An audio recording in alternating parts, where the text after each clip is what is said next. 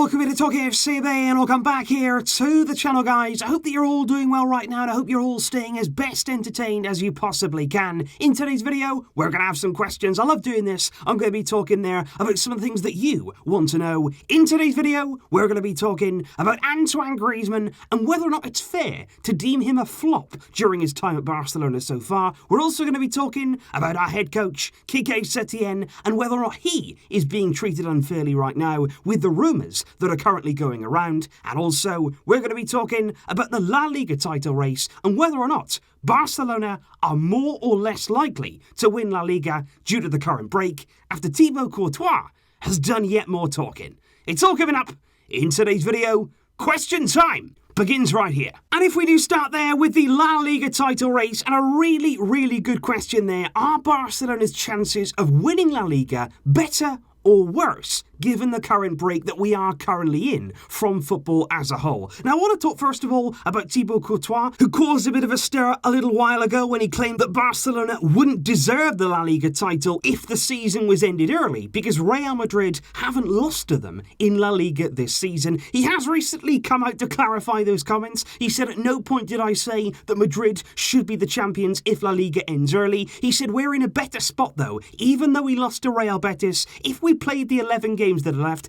I'm confident my team will win the league. That there is what Courtois says. He's confident in Real Madrid, but who is in the better situation? And I would say this, you look here at the La Liga table, it's been a while since we've looked there at the table. We are indeed 2 points ahead of Real Madrid right now with 11 La Liga games left to play this season. And after defeat in El Clasico, it wasn't actually there until the final round before football was suspended that Barcelona went back there to the top of the table after Real Madrid lost to Real Betis in a big game there, which may actually make it seem there, the fact that Barcelona got back on top in that final round of fixtures, that maybe this break has come at a bad time for Barcelona, given the fact that Real Madrid stumbled against Betis. But I actually think there the break has come at the perfect time for Barca. We, for me, will be in a much better position when football returns to how we were when it ended. Because if you think back there to how the squad was feeling, how the squad was looking there before that break arrived, it was looking jaded. I think everybody there was feeling a little bit fatigued. We just lost to Real Madrid. That was a damaging defeat there at the Bernabeu, and we only just scraped past Sociedad at the Camp Nou. It was only a penalty there from Messi that gave us the win on that day, so we were by no means firing on all cylinders, and even Messi himself wasn't at his best. He was suffering too with some physical problems, and then there's injuries. The likes of Suarez, you've got Dembele, of course, further down the line, who'd missed all of Setien's games in charge of Barcelona so far, and you just feel that after this break, we will be definitely in a better position. We'll be returning there with a fresher squad in general, with a better energy around the squad as well. You've got injured players like Suarez coming back, who will be a huge addition to the squad. And also, above everything else, Setien has had more time, and that for me is so important there. He's had more time to analyse the situation, to understand the job that he has at Barcelona, and most importantly, even if training right now it isn't normal yet, he will have some more time on the training ground to get things much closer to where he wants.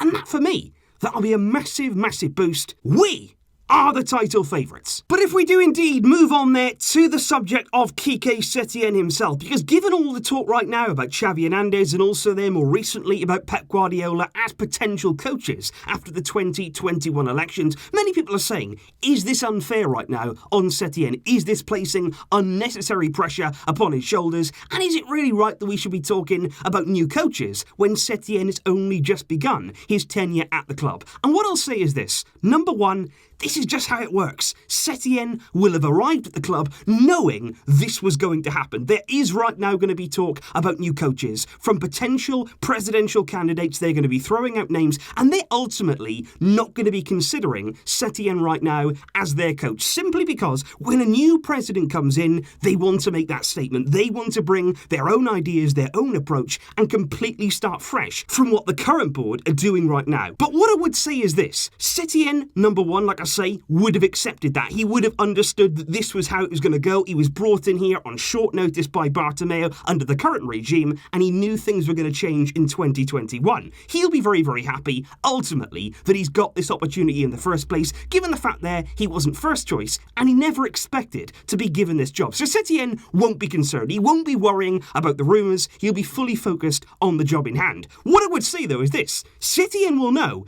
he can make himself unsackable. He will know in his own mind that you cannot sack a coach who wins everything. If he goes out there this season, you talk about next season, if he's winning the Champions League, if he's winning La Liga, you think about the Copa del Rey, if he there can prove himself as the ultimate Barcelona coach, get the best out of these players, play some good football, win some titles, you can't then come in and get rid of him. And I think he knows that. So all he's got to do right now is focus on the job in hand. He's got to concentrate on his own work. He won't be listening to anything else at all. And every time that I speak there about potential coaches in the future, I don't mean to disrespect Setien, because I want to see what he can do with the squad. I am, of course, looking ahead to 2021. I'm excited to see the end of the current board, but I still want Setien to succeed at Barcelona and ultimately do everything in your power to make sure it's very, very difficult to get rid of you. And there is an interesting debate as well surrounding Antoine Griezmann. Many questions come my way there about Griezmann's form, about the way that he's being perceived as the Barcelona player that he is today. And is it really fair to consider him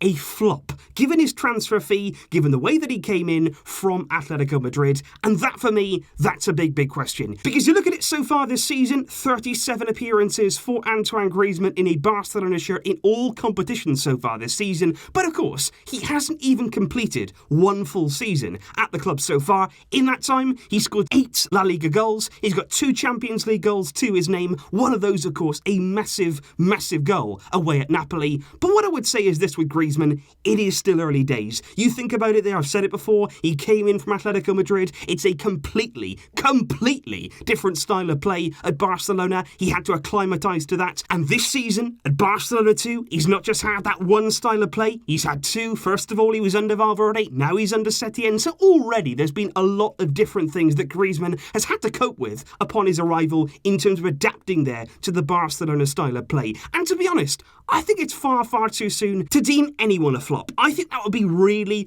harsh. I understand the transfer fee, and I would personally say, as I have done in the past, that maybe Griezmann wasn't the signing that we needed to make. But that's not his fault. It's not his fault there that he was signed by the board without a concrete plan. He's come in, he's tried to do his best, he's always going to work hard, and I think he still deserves time before he can be branded there as a flop. And what I would actually bring into this is a comparison, because I'd look across there at our biggest rivals, Real Madrid, and I'd look there at Eden Hazard. Many people seem to be very quick to say Griezmann is a flop, but you very rarely hear anything about Eden Hazard. Signed last summer for a similar fee, 100 million euros. Also, he's older than Griezmann. Griezmann is 29, which isn't ideal, but Hazard there, 2 months older, also 29 years old. Hazard this season, 1 La Liga goal in 10 appearances. That's all he's managed. He's had a campaign there plagued with injuries, and not only injuries, but he's been unfit. You've seen pictures of him there. He has struggled with fitness in the current season, but people don't seem as quick there to deem Hazard as a flop, which they do with Griezmann, which I think there is really harsh. Because yeah, you can say there, we all know about Hazard's ability, we all know that he's a world-class player, but if you're going to apply there that logic to Eden Hazard, you've got to do the same with Griezmann. We also know Griezmann is a world-class player. You don't turn into a bad player overnight, and that simply can't have happened with Griezmann. And I'll admit, neither of these big money signings have delivered yet. There's so much to come from Griezmann, there's so much more to come from Eden Hazard, but I just feel there like it's still too early for either of them, and especially Griezmann there, to say, look, you're a flop. There's so much more to play for. We still have to end the season. There's still massive games to come. And like I say, in the biggest game of our season, Griezmann stepped up with that massive goal against Napoli. That's what we brought him in for. Those kind of moments, and he delivered on that occasion. And also, let's be real about this. Given the current financial situation, given everything that's going on in football, I don't think we're going to be able to write him off. I don't think Griezmann is going to leave the club this summer, and when you spend that amount of money on a player, now we have to find a solution. Don't write him off. He still needs to prove himself, but give the guy time. Hopefully, if we can get back to football,